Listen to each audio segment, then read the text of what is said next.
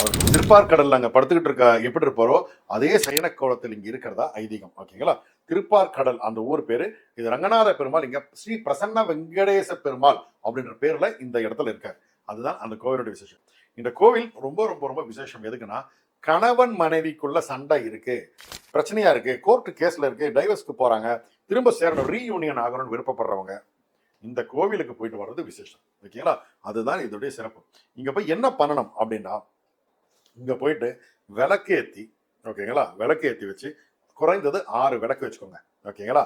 6, 8, 10, 12 அப்படி இரட்டைப்படலை எத்தனை வேணா ஏத்தலாம். ஆனா மினிமம் 6. அந்த 6 ஏத்திட்டு நீங்க அங்க நின்று கும்பிடுங்க.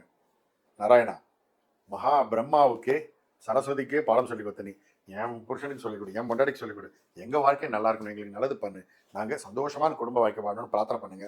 கண்டிப்பாக உங்க வாழ்க்கை சிறப்பா மாறும். நல்லா இருப்பீங்க. நல்லது நடக்கும். நல்லது மாத்திரமே நடக்கும். சாய்ராம்.